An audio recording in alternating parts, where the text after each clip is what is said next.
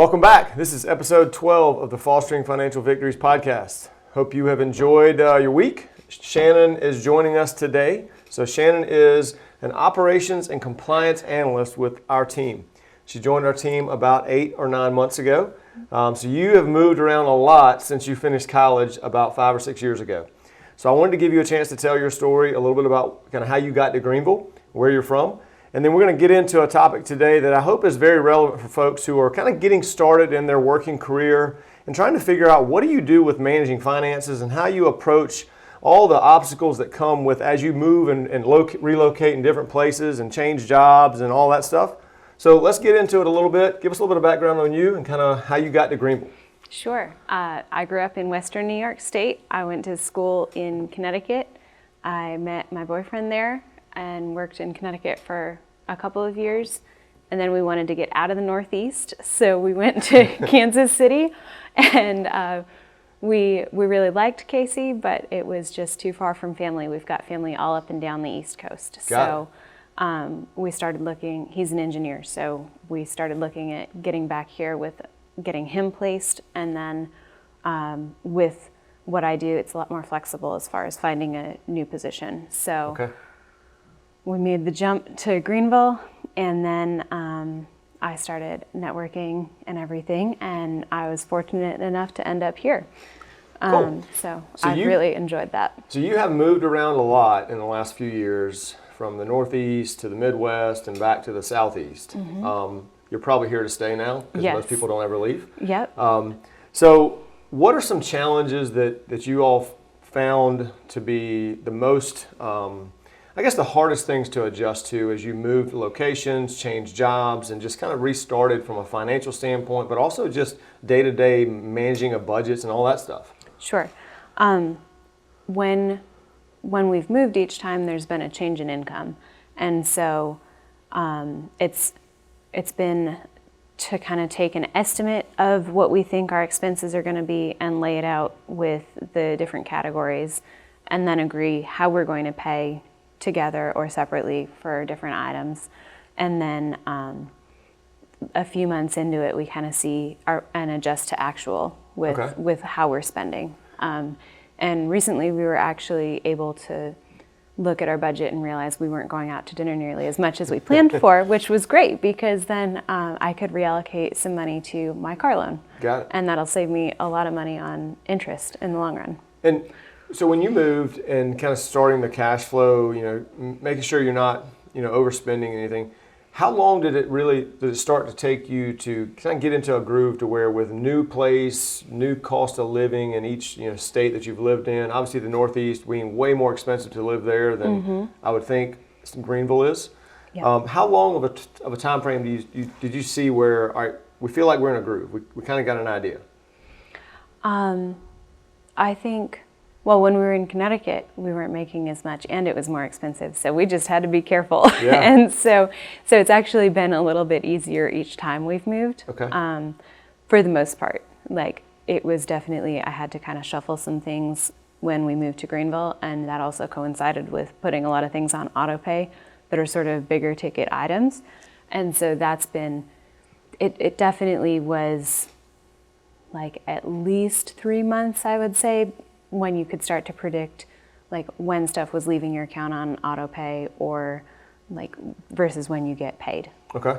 So with a lot of people being so transient in today's society, I think that's one struggle that people typically get into, to where when they start trying to identify what are their spending habits look like, mm-hmm. and when they change a location, it just kind of throws everything up in the air, and they either go one way or the other, where they get really frustrated and say, I don't want to track this anymore, and they just kind of throw their hands up in the air and forget about it, mm-hmm. which is pretty dangerous. Or they get really granular in the details, and maybe they overdo it some to where after 2 or 3 months they feel like they're not able to live life the way they want to live it. Mm-hmm. So did you ever experience either of those scenarios? Yes, is the short answer. Okay. We definitely go overly granular so that we know that we'll be covered, but we also build a buffer in. And then for me personally, I allocate myself fun money for each month, where I've built it into my budget, and with that that piece of my budget, I don't have to justify how I spend it. I just have it for whatever miscellaneous expenses that aren't built in somewhere else into my budget. Okay, it's kind of those one-offs that might happen throughout the year. Right. All right. So when you start thinking about budgeting and trying to identify how do you set up your wants versus your needs, right? That's a big priority list that people typically struggle with as far as, how do you rank them out? A lot of people are, especially getting out of college, they may have student loans that they're working on and they want to get rid of really fast, but they also want to start saving. So, how do you guys think about balancing and among those priorities to how you approached each one or which one got the first crack at it? For me, it was really important. At my first company, I got a really good match on my 401k. Okay. And so for me, it was really important to allocate a lot of my income to that because I could make the rest of the budget work.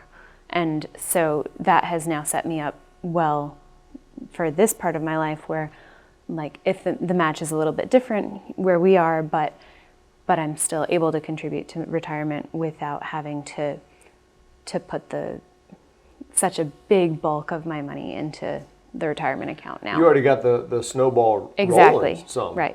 So, I think you bring up a good point because as a lot of questions that I will get from clients who are just starting their working career is, I want to pay off debt, or I want to go buy a car, or I want to buy a house, or, whatever the next shiny thing is. And they try to prioritize which one to work on. Well, I think first and foremost is we got to teach yourself to save right out of the gate. So there's really two ways I think that people can look at it, and I think you would agree to this. You can either save first for the first part of the month and spend what's left, or the flip of that is to spend first and save whatever's left at the end of the month. Right? The problem is what? There's never anything left at the end of the month if you spent everything first. Right. So people typically don't end up saving. So if you are starting out with your working career and you're going through that decision-making tree, if you want to call it that way, I think the first and foremost is you want to start saving somewhere initially, right? So like you said, you got used to doing it and you just created the habit. Right. So kind of think about it. If you didn't do that, how hard would it be now to start saving if you've just been used to spending everything? Absolutely. And I wouldn't have been able to pick up from Kansas City and just move somewhere without having a job set up. Well, having liquidity, So, right? So having cash to go move. So I think that also plays into this. Would be we get a lot of questions from people who are asking about how do I pay off these debts as fast as possible. And of course the mindset is that you could throw every dollar towards it. Right. Is that the best use of a dollar all the time? Not necessarily, because we have seen plenty of cases where you can put the numbers together and see that, yes, it might be worth paying down your debt a little bit faster, but not necessarily to throw everything at it. If you do have that extra cash, you could split it into overpaying your monthly payment on your debt and put some of it in a savings account or invest it, because that investment over time will set you up for more success. Just some compounding growth. Yeah. I think also is that you mentioned that when you moved is having free flow of cash that you could access. Right. So I think that's also another aspect that you need to take into account as you're starting to go through where do you save money. Right. So if you've put everything in a 401k, right, and you're mid-20s, it's not really going to help you much if you want to pull money out of it and relocate. So. Right. I think that's also something that you have to take into account. Exactly. So I definitely make a point to have that cash on hand that I know is my comfortable number for, like, it could cover, if something really blew up, I would be covered for a few months of expenses, and that I do have additional buffer behind that. So did you use a certain multiple when you came up with that comfort level of cash? No. Okay. That's just kind of what made you feel good? Yeah, exactly. Okay. It was like if something on my car really blew up and I needed to replace it with a similar car, if it weren't totaled or something like that. Right. Like, to me, that's a big thing. Or like, I don't really anticipate any medical expenses, but like I could make it happen if I had to, kind of thing. Do you think you can have too much in cash? Yes. If it's more than your comfort level, then I think it's kind of a waste of that very limited interest rate that you get in a savings account, even if you have a savings account that has a relatively high percentage. Once you're past that comfort level with cash and you do have stuff that you could invest and you're comfortable risking it, then that's where you would want to transition into that side of it. So let's talk through some of the interest rates. You mentioned savings accounts, and as we're thinking about how you approach paying off debt, if you've got consumer debt that's unsecured, right, you're probably going to be in a pretty high interest rate environment, right? Absolutely. So I'm talking about credit cards and like the furniture loans and that type of stuff, right? I mean, there are a bunch of them out there. So how do you start approaching those topics from where you are as you're moving around and trying to prioritize stuff? If you've got credit card debt in a low interest rate environment, what are some opportunities there that you might see that you can take advantage of kind of what the economy is giving you right now? Do you see anything that kind of stands out? I know my car loan was not quite free, but almost. Pretty close? Yeah. So I was comfortable giving myself a couple extra years on the loan length in comparison. So I took like 1% more on my interest rate to get those couple extra years so that I can overpay it, but I'm not stuck with a really big payment just to get it over with. Got it. So right now I'm seeing a lot with private refinancing of, whether it be student loans or whether it be high interest credit cards, where there are some options out there where people can really pare down the interest that they're saddled with to help offset some of that. And I think what that's going to do is to come back to having the balancing act of paying down debt but also saving, is now it frees you up to be able to save a little bit more than what you were previously doing because you're not paying it down on the debt. Right. So with the credit card stuff, okay, so this is probably where people are going to differ, some. What is your take on the use of credit cards and how you should approach that, where you are right now in your life? I use credit cards essentially the same way that a lot of folks would use cash, because I don't spend more than I have, and I plan for my spending and I pay it off each month. So it's really not, it's not like bad debt in the sense of credit card debt. Okay. And I also make a point to use the cashback cards that I think there are two that I have that kind of rotate 5% cash back on certain things each quarter. Okay. So like gas and groceries are typical. Sometimes it's Amazon, that kind of thing. It's probably been big here lately. Right, exactly. So I just use my credit cards the same way as I would use cash, because then with that cash back aspect, the money that I'm spending, I would spend it anyway, but I might as well earn something off of having spent it. Okay. So I think there's a slippery slope there for some people. Yep. Right. So we talked about this, as we were prepping for this discussion. There's a lot of research that's been done in the financial world that talks about how much more people will spend when they use some sort of electronic payment versus cash. Right. So the research that we found, on the interwebs, was anywhere between 80 and 100% more, which we thought was really high. So we polled all of our staff in-house, and the average in our office was between 15 and 20% more. Yeah. I think that they're both probably accurate. I think it just depends on the type of person. Yes. But the dangers of overspending, I would say, are real, especially when it comes down to a card. Right. And we talked about this before. I think it's just a behavioral piece. Absolutely. So you got to really be diligent when it comes down to if you're going to use your card as a cash flow item. Right. To not fall into that trap. Yeah, and I was always really careful that, like, the credit limit might be whatever number, but if you're spending the full credit limit each month, holy smokes, you're going to be underwater. Yeah, you're going to have some issues. And so, but my parents also did a really nice job setting me up for success with this, because, I had a bank account with, as a joint account with my mom for the whole time growing up, but then that bank also was then willing to issue me a credit card when I turned 18, even though I didn't have credit history. But it was like a $500 credit limit, so it was just the habit of of managing how much you had put on the card for that month, and then making sure that you pay it off, and making sure that you've got that reminder set in your phone or however you manage your time to make sure that you're going back and getting it taken care of. Okay. So I think that was really helpful. And that one I didn't set on auto pay so that I had to be conscious of it. So you had to keep up with it. Exactly. So that kind of comes full circle back to the budgeting and the spending habits, right? So if you're going to use a credit card as your cash flow, it's very imperative that you spend some time going through your average expenses and understanding what is a normal month. Right. And if you're paying it off every month, and then all of a sudden you are, if you're by the research, you're 80% over what your normal month is, you're probably going to be in some issues there. Right.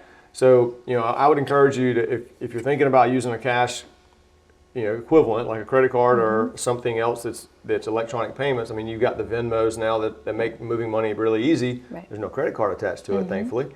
That would be bad. But you've got to spend some time identifying, all right, if a normal month is you spending X, and then all of a sudden you see your trends going up, you really got to kind of ratchet it down. Right. Yeah. Okay, so can you have too many credit cards? What do you think? Yes. I think, and we talked about this a little bit too. Because every store's got them. Oh my gosh. No, I don't have any store cards. And every time I'm at Marshall's, they offer, and I say, well, maybe I should, but I just haven't bothered because it's just another thing to keep track of. So I think I have like 3 of my own cards, and then one that Dan and I share. Okay. Because it's just so much easier to do our expenses that way and then Okay. out of a joint account. So I have 3 cards. I know when their payment dates are, and I always pay on the day that I get the reminder instead of waiting for the statement to come. Okay. Because then I know that I've got a little bit of buffer if I haven't gotten to it. Sure. And so, I've got 3 cards. I know what they are. I know if I travel, which ones they are. So if something were to happen, I could cancel them. So do you use your cards for certain types of purchases to where you can keep track if you've had any sort of fraudulent activity taking place? Yep. I mean, I have one that's a travel card, so Okay. then there's the built-in, like the travel insurance and Yep. that kind of thing. And then I've got my 2 that rotate the quarterly stuff. But it's more, I think, just being aware of your account activity. You can set up the alert text messages. I know my mom has that, so you can't fire anything as a surprise. Right. But that's Well, all right. I've heard the strategy in talking through this with a few people that they may have a card that they use only for online purchases. To where if there's any fraudulent activity, it makes it really easy to keep track of it. Right. Where if somebody hacks into your account or steals your card, or you lose your wallet, or whatever it is. Or they may have one that they just use for the grocery store or the Right. gas station. Gas stations are notorious for having some issues with the scanners on the pumps. Exactly. And when I go to the gas station, I wiggle the thing Yeah. first, see if anything happens. It's kind of crazy when you Yep. think about it. Yep. Okay, so advantages are going to be there. You just got to be really careful, is what I'm hearing. Right. What's Absolutely. your experience? Yep. What about the impact on your credit score? And as you have been moving around, I would think that you have probably had that discussion with quite a few people Right. that have helped you with this move, whether it be people pulling your credit from an apartment perspective or jobs or you name it. What do you think? I mean, I guess I've done okay anyway. Okay. Even though probably there have been more pulls on my credit than most people by the time they're 27. And so You've moved more than most people I have, right now. yes. Yeah. And so it would have been an apartment and a job in Connecticut, and then an apartment and a job in Kansas City. And this time, I don't know if Kylie pulled mine, but Well, and you bought a car. and I did. Yeah. So, but when I see the monthly, they send you a little prompt on the Chase app Okay. to check your credit score. But on that report, it only says I've been pulled once in the last year. So that's a pretty normal and okay thing to have on your credit history. I think that's one of the myths about your credit score is that, well, if you go and check it out, it's going to put a ding on it. Right. Right. I don't necessarily buy into that because you've got the ability to go into any of the 3 big credit bureaus Right. and request a credit score. It doesn't have any nil effect on your credit history. Exactly. Now, if you go and apply for 6 loans in a year, that probably is going to look a little different. I'm not trying to do that. No. Okay. So as you start to identify, if you're the person who has all of these store cards that you got sucked into with all the deals, how do you go about reducing your credit exposure without having some negative effects? Because there's a little bit of a dance you got to do. Yeah, so it's a little tricky because if you close a card entirely, that's going to dock your score a bit, but I don't think it's really that much as long as you have a solid score in the first place. Okay. So you've got more wiggle room.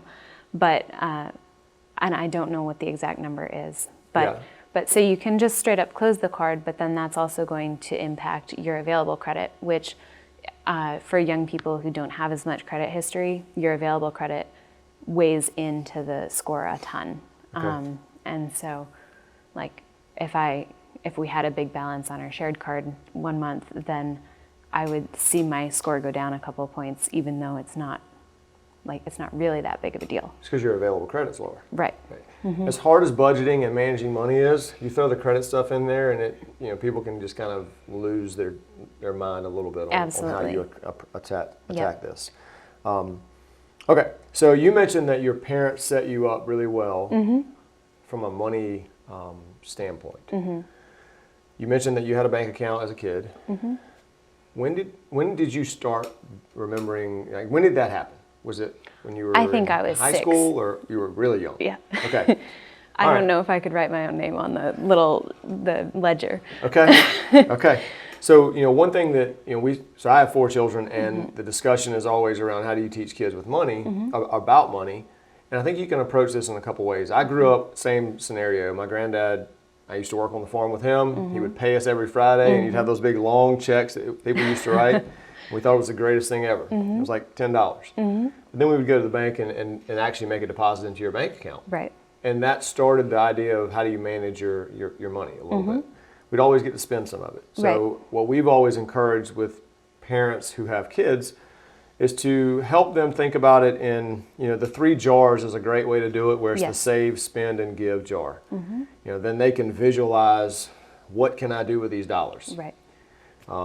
That works pretty well in my house. I do have one that he likes to put everything in the spend jar, which is fine. And then I have the other 2 right now who they're kind of half and half. Right. So was that type of structure there, or was it just, hey, let's just get used to going to the bank and understand how this works? Like, any tips that you could give that you could kind of take away from that? So I think it's definitely, there was a lot of encouragement to save money, because like your parents know what you're getting in your birthday card for cash. Sure. And my parents are big on letting me do things, but making sure that I know what the expectation is that goes with it. Kind of giving you some So there were bumpers. there were good boundaries set, really, as that, like, what's reasonable to spend and what's reasonable to save, and are you just like throwing money away, or is it like a solid purchase? Okay. And the other thing that they did that I think was invaluable is really enforcing the idea that no matter how much money you're making or how wealthy you may be, there's always going to be somebody making more, with more money, with nicer stuff. So it's as long as you're comfortable with your own situation and you're happy, that's going to be what gets you there. It's not trying to keep up with Joe. Yeah, your neighbor. Yeah, that brings up that's great, because you see that a lot in society in general. It's easy to fall into that trap. Right. Especially with all the social media world that we live in. People only portray the good stuff. Right, absolutely. There's never the bad stuff. No. So as we circle this all back around, from a budgeting standpoint, I think there's a few takeaways that people can take out of this conversation. Is that budgeting doesn't have to be painful. No. Right? A lot of people, when they hear that term, they think, oh my gosh, I can't go do anything. Right, and that's not the point. It's to set you up so you can go do stuff. freedom, Yeah. right? So give you a little bit of a permission to go spend money, which it stings a little bit on the front end, usually because you're overspending. Right. And you're going to find some things that might surprise you. And, we talked a little bit about if you just go and do the coffee thing once a day. Oh my gosh, yeah. Yep. About how much money you will actually spend over the course of a month, and you really won't even realize it. Right, because it was just $4 that morning, and you don't even think about that by lunch. No offense to all the coffee shops. We love you. But Yeah. it can add up really fast. Okay, so for one, as you start to think through some points on this, spend some time going through your spending habits and go through and figure out what is the baseline of spending that you do on a monthly basis. What has to be paid, whether anything else is going on. So mortgage or rent, utilities, food in the refrigerator, gas, that kind of stuff, insurance. And then the other end of that scale is going to be how much do you normally spend on average. So that's going to come in where your hobbies and your discretionary spending and your travel and all your fun stuff. But knowing what those two boundaries are, I think are going to be a big key to helping you stay within those lines to where you don't fall into that 80 to 100% extra spending that could happen. Right. All right, so a couple questions that we ask everybody. I know you already know these questions, so you're kind of But I cheating. didn't prep them. All right. So I'm going to ask you the one. If you could buy anything in the world, no matter what it cost, what would it be? I think if there were a way to travel long distances faster that was available to private citizens, Okay. that would be pretty cool. That sounds like Rob back from episode 2. He wanted to teleport. Okay, that Yeah, might have been it. I like Yeah. it. Okay. And then what are the last 2 things that you spent money on? I went to the grocery store the other night, and I probably bought something on Amazon, but it was something not exciting, like shampoo. So it's sorry. I don't think most people are shopping exciting things on Amazon here lately. Yep. It's just Yep. basic things. Okay. So thank you for joining us. Hopefully this has been helpful for you. You can find us if you've got questions or you want to reach out and talk to somebody independently of this. You can find us on our internet site. It's fostervictorwa.com, or you can find us on Instagram at Foster Victor Wealth Advisors. Please subscribe and share this with a friend. Thanks for spending time with us today, Shannon. Hope everybody has a great rest of your week. Information contained in this podcast was intended for general use, not to be used as specific advice. For content tailored to your personal situation, please contact one of our wealth coaches.